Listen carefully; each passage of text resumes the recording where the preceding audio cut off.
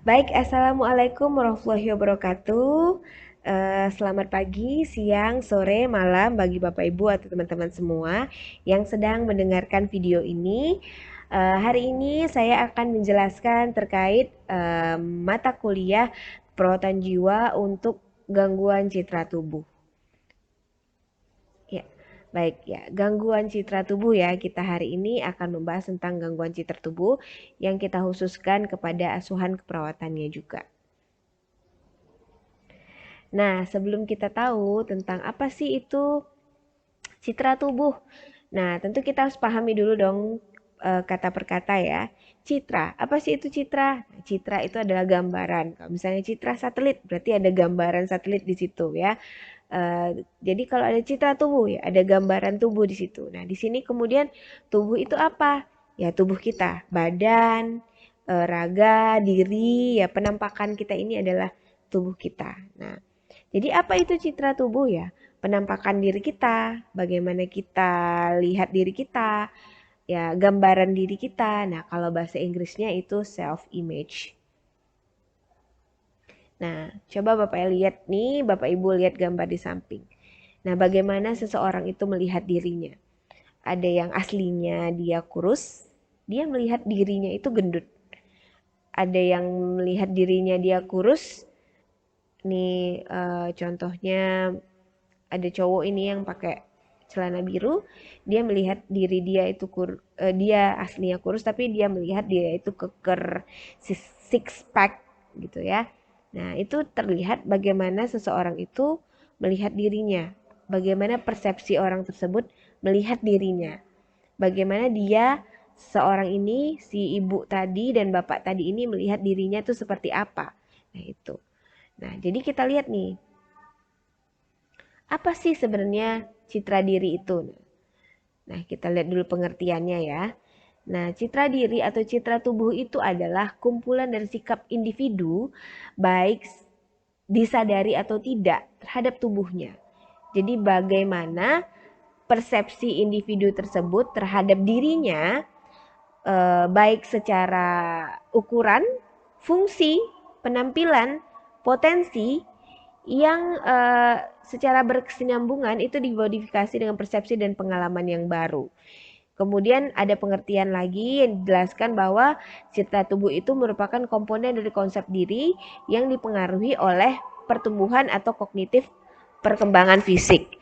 Nah, jadi citra tubuh itu adalah bagaimana kita secara individu atau mungkin saya atau Bapak Ibu melihat dirinya secara utuh. Persepsi kita itu melihat diri kita secara ukuran, secara fungsi, secara penampilan, dan secara potensi. Jadi yang menilai citra tubuh itu adalah dirinya kita itu sendiri. Makanya tadi ada di gambar ini, itu ini si ibu ini melihat dirinya, mempersepsikan dirinya yang aslinya kurus ini gendut. Dan bapak ini ya mempersepsikan dirinya itu kurus, yang kenyataan dia kurus itu mempersepsikan dia adalah six pack. Nah, jadi citra tubuh itu adalah bagaimana kita mempersepsikan diri kita terhadap fungsi, ukuran, potensi tubuh kita. Itu dia gangguan citra tubuh. Nah, ini adalah gangguan citra tubuh berdasarkan SDKI ya. Di sini sudah saya langsung fotokan SDKI itu. Jadi SDKI itu masuk kategori psikologis. Di SDKI gangguan citra tubuh itu termasuk kategori psikologis, subkategori integritas ego dengan kode D0083. Jadi di SDKI ini dijelaskan bahwa gangguan citra tubuh itu adalah perubahan persepsi terhadap penampilan, struktur, dan fungsi fisik individu. Jadi persepsi ya, betul tadi yang seperti pengertian sebelumnya bahwa citra diri itu, gangguan citra diri itu ada perubahan persepsi tentang penampilan, struktur, dan fungsi fisik seorang individu. Nah, menurut SDKI, penyebabnya itu ada 7. Yang pertama itu perubahan struktur bentuk tubuh. Misalnya ada amputasi, ada trauma, luka bakar, obesitas, jerawat. Jadi ketika ada perubahan struktur tidak hanya menjadi gendut atau menjadi kurus, jadi kehilangan salah satu anggota bagian tubuh itu juga termasuk gangguan, bisa menjadi gangguan citra tubuh. Kemudian ada perubahan fungsi tubuh. Nah, perubahan fungsi ini misalnya karena ada proses penyakit, contohnya ada kehamilan, ada kelumpuhan. Nah, karena ada kelumpuhan bisa menjadi adanya gangguan citra tubuh. Kemudian juga perubahan fungsi kognitif itu juga bisa menyebabkan gangguan citra tubuh. Jadi karena ada fungsi kognitif yang berubah, jadi sehingga ketika seseorang itu melihat tubuhnya bisa menjadi berbeda dari kenyataannya. Kemudian ada yang keempat itu ketidaksesuaian budaya atau keyakinan. Nanti saya akan jelaskan, ada di slide berikutnya. Kemudian transisi perkembangan. Nah, bisa jadi ini adalah proses perkembangan dari anak-anak remaja ke dewasa, itu bisa ada diagnosa gangguan citra tubuh. Kemudian gangguan psikososial, dan kemudian ada efek tindakan pengobatan. Atau misalnya pembedahan, kemoterapi, terapi radiasi yang menyebabkan perubahan struktur fungsi fisik dan penampilan seorang individu. Nah, untuk tanda gejalanya sendiri, menurut SDKI, itu dia bisa mengungkapkan kecacatan atau dia merasa dirinya cacat secara subjektif. Sedangkan secara objektif itu mengatakan ada tanda-tanda kehilangan bagian tubuh, misalnya tadi amputasi atau perubahan struktur fungsi tubuh tadi itu, misalnya ada kelumpuhan. Nah, kemudian ada gejala tanda mayor dan minor. Nah, secara subjektif itu tidak mengungkapkan kecacatannya ya. Jadi dia mengingkari, kemudian mengungkapkan perasaan negatif tentang perubahan tubuh. Aduh, saya nih kan orang yang tidak, misalnya dia mengalami amputasi ya. Aduh, saya kan orang tidak berkaki lagi, saya ini tidak berguna lagi. Nah, itu bisa termasuk tanda gejala. Kemudian mengungkapkan kekhawatiran pada adanya penolakan orang, jadi aduh nanti saya kalau nggak punya kaki lagi saya nggak bisa loh, saya nanti diejek dan lain-lain. Kemudian mengungkapkan perubahan gaya hidupnya, tadinya yang rajin bersepeda, olahraga dan lain-lain, tiba-tiba karena kehilangan kaki itu dia mengungkapkan bahwa dia tidak bisa lagi hidup seperti dulu dan lain-lain. Kemudian secara objektif itu bisa terlihat bahwa pasiennya itu menyembunyikan atau menunjukkan bagian tubuh secara berlebihan. Jadi dia menyembunyikan bagian yang tadi yang tidak ingin dilihatkannya atau bagian yang terganggu. Kemudian menghindar. Kemudian fokus berlebihan pada perubahan tubuh. Kemudian ada respon nonverbal pada perubahan persepsi tubuh. Fokus pada penampilan pada masa lalu dan hubungan sosial berubah. Jadi dia seperti mengungkapkan sesuatu yang negatif ya. Kemudian kondisi klinisnya itu ada yang mastektomi ya, karena mastektomi, amputasi, jerawat, perut luka bakar dan terlihat obesitas atau hiperpigmentasi pada kehamilan. Nah, itu bisa terjadi gangguan citra tubuh. Baik. Nah, jadi sebenarnya ketika ada perubahan fungsi tadi, itu harusnya individu itu punya kepribadian yang sehat untuk menciptakan citra tubuh yang positif.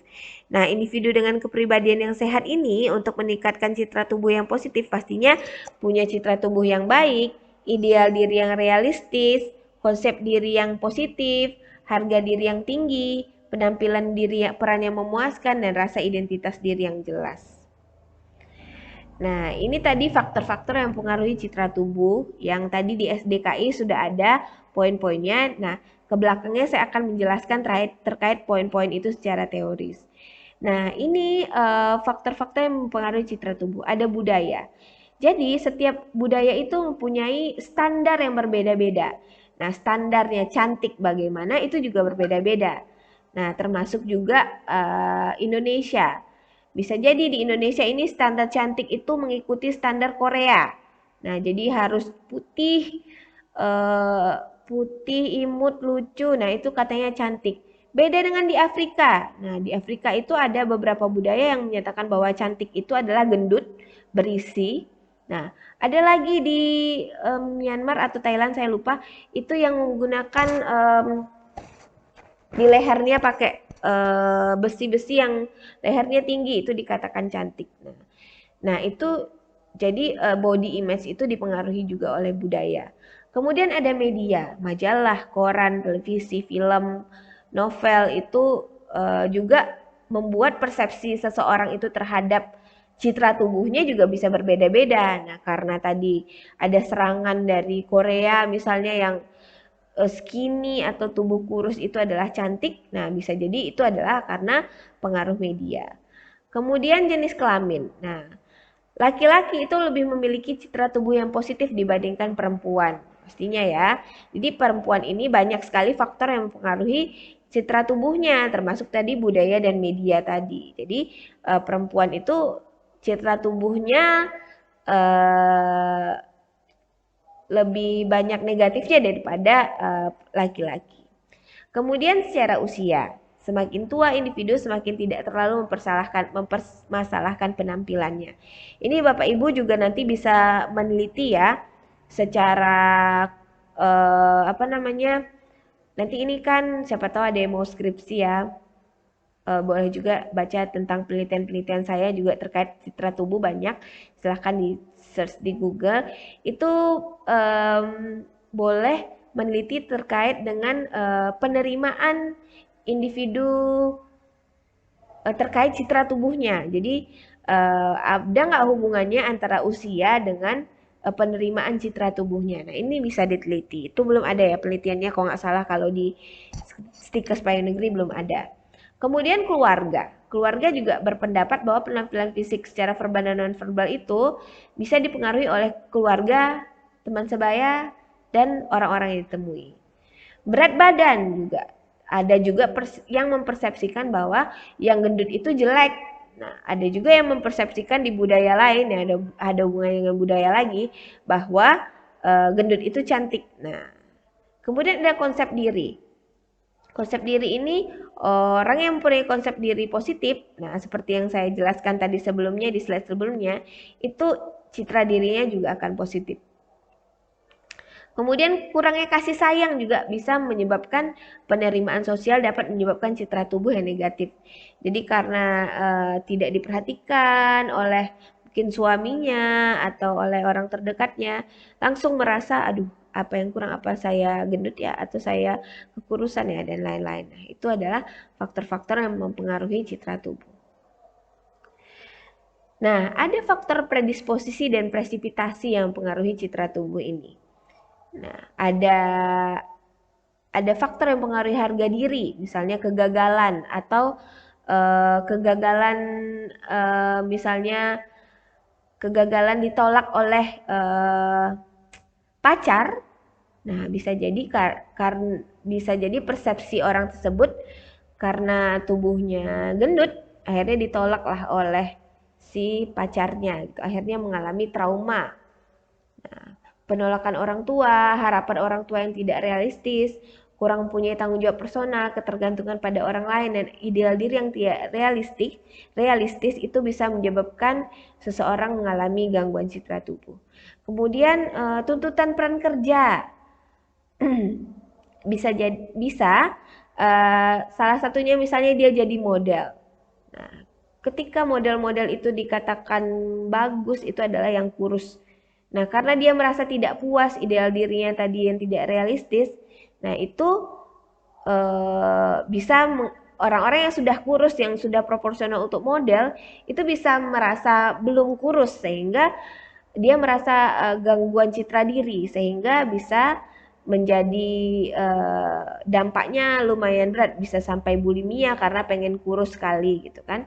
Kemudian ada perubahan struktur sosial, kemudian ketidakpercayaan orang tua, tekanan dari teman sebaya, ini juga bisa menjadi penyebab gangguan citra tubuh. Nah, tanda gejalanya nih sebenarnya tadi sudah kita bahas ya di SDKI terkait dengan tanda gejala yang muncul. Nah, ada mengungkapkan perasaan tentang tubuhnya, mengungkapkan persepsi negatif, tidak puas, merasa asing dengan bagian tubuh yang hilang kalau misalnya ada yang hilang, mengungkapkan perasaan negatif tentang tubuhnya, khawatir ada penolakan dari orang lain, dan perubahan hilangnya anggota tubuh. Ya, itu salah satu tanda gejalanya. Tapi tadi sudah saya jelaskan juga dengan lengkap kalau teman-teman nanti turun ke lapangan ingin menegakkan diagnosa gangguan cedera tubuh, itu bisa tadi pakai SDKI.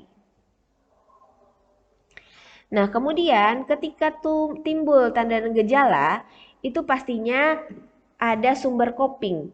Nah, sumber coping ini adalah kekuatan seseorang ketika dia mengalami stres.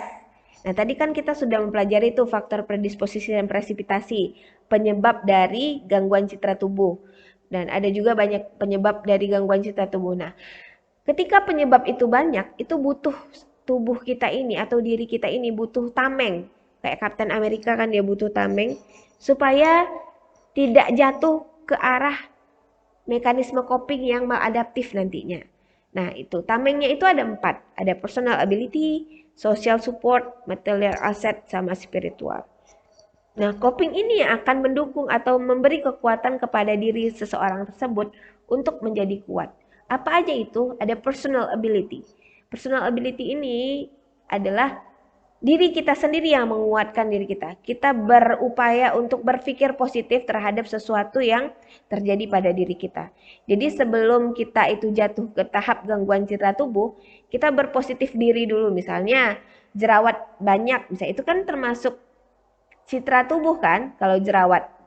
Nah, jadi ketika jerawat banyak itu sebelum jatuh ke gangguan citra tubuh kita sudah positif, oh nggak apa-apa, nanti kan jerawat bisa dibawa ke dokter, bisa disembuhkan. Nah, setelah itu saya bisa cantik lagi. Nah, itu personal ability untuk positive belief. Kemudian social support. Jadi orang tua, teman, keluarga, dukungan siapapun itu memberikan kekuatan kepada kita untuk tetap berpositif diri tadi. Misalnya, oh nggak apa-apa jerawat orang, nggak apa-apa juga, kamu nggak diperhatikan juga kok sama orang-orang yang nggak kenal gitu. Misalnya itu kan termasuk juga social support, dukungan yang membuat kita kuat untuk menghadapi stresor. Kemudian material aset, keuangan. Jadi keuangan kita juga mempengaruhi coping kita ya. Jadi ketika kita ada beberapa coping seseorang yang mungkin juga orang yang punya uangnya cukup banyak, itu mau melampiaskan kekesalannya atau stresnya itu dengan belanja mungkin gitu. Atau untuk misalnya tidak punya uang pun tapi misalnya ada BPJS misalnya untuk mengatasi masalahnya pun supaya dia tidak terlalu tambah stres dengan kondisi dia saat ini. Jadi dia mencari pengobatan, ada BPJS-nya sehingga tidak masalah yang lain itu tidak bertambah sehingga ada kekuatan di dalam dirinya. Kemudian yang terakhir adalah berserah. Berserah kepada Tuhan terkait dengan masalah atau stresor atau stres yang dihadapinya saat ini. Misalnya tadi amputasi. Tetap berserah kepada Tuhan. Nah, itu bisa menjadi sumber coping. Seperti itu. Itu sumber coping namanya, bukan coping ABC ya atau coping luak ya, tapi coping, kekuatan. Nah, jadi apa yang terjadi kalau misalnya sumber coping ini berhasil dan tidak berhasil? Kalau misalnya secara respon adaptif, nah misalnya ada perubahan bentuk tubuh atau cacat wajah, secara adaptif itu awal-awalnya itu pasti akan diam, merasa bersalah, melamun dulu. Tapi setelah itu dalam jangka waktu lama, dalam jangka waktu tertentu ketika copingnya bagus tadi, dukungan keluarga bagus, dukungan sosial bagus, positif beliefnya bagus, spiritualnya bagus, ini hanya sampai di sini saja. Setelah itu kembali ke kehidupan biasa. Jadi walaupun ada cacat wajah, tapi dia tetap produktif. Walaupun ada cacat wajah, tapi dia tetap mau bergaul dengan orang lain, tak peduli dengan cacat wajahnya, tapi tetap berkarya seperti biasa. Nah, tapi kalau respon maladaptif itu ya tidak mau melihat cermin, menghindari menghindari kenyataan. Dan kalau misalnya itu tetap dilakukan dalam waktu yang cukup lama, bisa ke arah mungkin bukan mungkin ya, ada ke arah depresi, bunuh diri dan lain-lain. Jadi ada mekanisme coping adaptif dan maladaptif. Nah, untuk diagnosa yang muncul ada dua. Ada satu maksudnya. Nah, kalau di SDKI di standar diagnosa keperawatan Indonesia itu namanya gangguan citra tubuh. Kalau teman-teman pakai Nanda itu namanya body image disturbance ya. Jadi ada body image disturbance. Itu kalau di Nanda kalau nyarinya. Tapi kita kebanyakan sekarang pakai SDKI ya. Jadi ada dua itu. Nah, ini kalau di SDKI kita pastinya ada lihat dua dua buku lagi. Tadi kan kalau di Indonesia ada standar-standar buku ya, ada standar diagnosis, standar luaran, dan standar intervensi. Nah, ini tadi standar diagnosanya adalah gangguan citra tubuh. Ini ada standar luarannya. Standar luarannya adalah kriteria hasil yang kita inginkan. Untuk citra tubuh itu tujuannya adalah setelah dilakukan tindakan keperawatan 3 kali 24 jam diharapkan citra tubuh meningkat dengan kriteria hasil verbalisasi perasaan negatif terhadap tubuhnya harusnya bagaimana? Meningkat, cukup meningkat, sedang, cukup menurun atau menurun. Harusnya meningkat ya. Kita inginnya meningkat. Maksudnya verbalisasi perasaan negatif harusnya meningkat atau menurun? Ya harusnya menurun ya, maaf tadi. Jadi harusnya pengungkapan perasaan negatif itu menurun. Verbalisasi kekhawatiran juga menurun. Ya. Kemudian melihat bagian tubuhnya itu membaik dan menyentuh bagian tubuh itu membaik ya. Jadi angkanya itu kita lihat kalau dilihat di SLKI, lihat dia itu apa kriteria hasilnya, terus keputusan kita meningkat atau menurun, itu tergantung pada kriteria hasil yang kita inginkan. Kemudian setelah itu kita lihat SIKI atau SIKI, Standar Intervensi Keperawatan Indonesia. Nah, jadi saya ambil untuk bagian promosi kesehatan. Di situ promosi citra tubuh. Ada observasi, edukasi, terapeutik.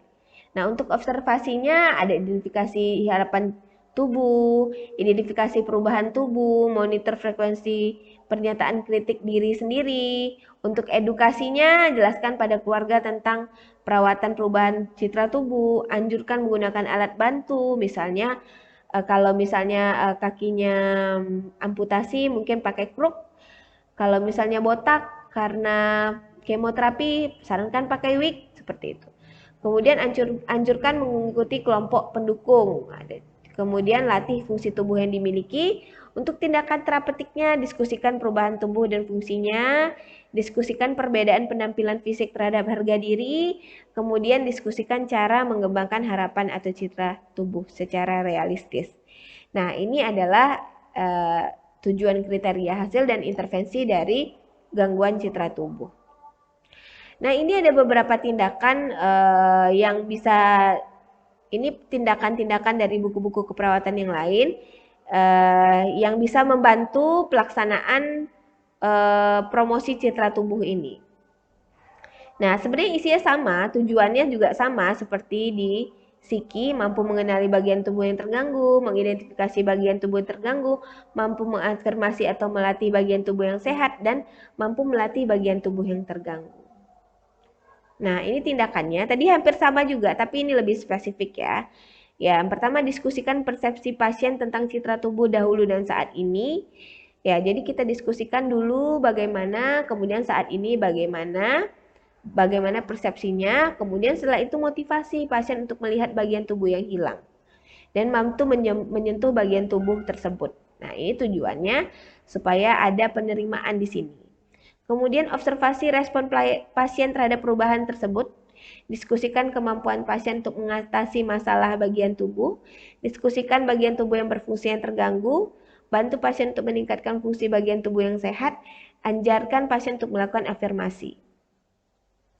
Nah, cara afirmasinya ini tadi adalah untuk memberikan kata-kata positif atau memperkuat penerimaan. Yang pertama itu adalah tarik nafas dalam sebanyak 3 kali untuk relaksasi. Tarik nafas melalui hidung, hembuskan lewat mulut. Nah, tujuannya ada relaksasi untuk melancarkan peredaran darah ke otak. Kemudian setelah 3 kali, sebutkan nama itu kita sebutkan nama saya misalnya dengan bangga dan bersyukur dan sebutkan bagian tubuh yang sehat. Saya Eka bersyukur dengan tubuh saya yang sehat. Itu adalah bentuk afirmasi. Saya Eka bersyukur dengan tangan saya yang sehat. Saya Eka, saya bersyukur dengan kaki saya yang sehat. Atau alhamdulillah saya sehat. Alhamdulillah tubuh saya sehat. Nah, kalau di sini contohnya Nana bersyukur kaki kanan Nana masih sehat. Nah, beri kesempatan pasien untuk mendemonstrasikan afirmasi positif ini 3 kali. Nah, kalau sudah berhasil, berikan pujian realistis. Ya, bagus sekali Bu Nana, sudah bagus sekali melakukan afirmasi positifnya. Seperti itu. Dan ini bisa kita anjurkan ke pasien untuk melakukan kegiatannya afirmasi positif ini. Kalau misalnya ada perasaan-perasaan yang negatif lagi keluar, langsung afirmasi dengan afirmasi positif. Kemudian tindakan lanjutnya bisa dengan meningkatkan citra tubuhnya itu dengan melatih bagian tubuh yang terganggu ini. Misalnya melatih itu artinya kita modifikasi bagian tubuh yang terganggu tadi. Misalnya kalau misalnya amputasi, gunakan protase. Atau misalnya ada luka bakar, gunakan kosmetik. Kemudian motivasi pasien untuk melakukan aktivitas yang mengarah pada pembentukan tubuh yang ideal. Jadi walaupun misalnya si pasien ini tidak ada kaki satunya, itu harus bisa melakukan kegiatan sehari-hari secara biasa tanpa harus mempedulikan ada tidak ada kaki, tapi misalnya dengan menggunakan kaki palsunya itu ya sama seperti orang biasa gitu. Dan berikan seperti kayak semangat bahwa orang-orang lain juga seperti itu. Ada yang Bapak Ibu boleh contohkan video-video terkait ada atlet renang yang tidak ada kaki, ada atlet ada juga perlombaan untuk orang yang tidak punya anggota tubuh dan lain-lain supaya si pasien ini juga bisa melakukan aktivitas sehari-hari tanpa mempedulikan kekurangan terhadap anggota tubuhnya tadi. Kemudian susun jadwal untuk kegiatan sehari-hari, motivasi pasien untuk melakukan aktivitas sehari-hari dan terlibat untuk semua aktivitas keluarga dan sosial. Jadi walaupun tidak punya salah satu anggota tubuh, walaupun ada kebotakan karena kemoterapi di kepalanya, itu tidak menghalangi dia untuk melakukan aktivitas seperti biasa sama dengan orang lain, seperti itu. Ya, seperti itu. Baik. Nah, itu dulu untuk video saya hari ini terkait dengan gangguan citra tubuh. Kalau ada pertanyaan boleh di kolom komen di bawah atau bisa WhatsApp langsung saya untuk mata kuliah hari ini di grup mata kuliahnya. Sekian dulu dari saya. Assalamualaikum warahmatullahi wabarakatuh.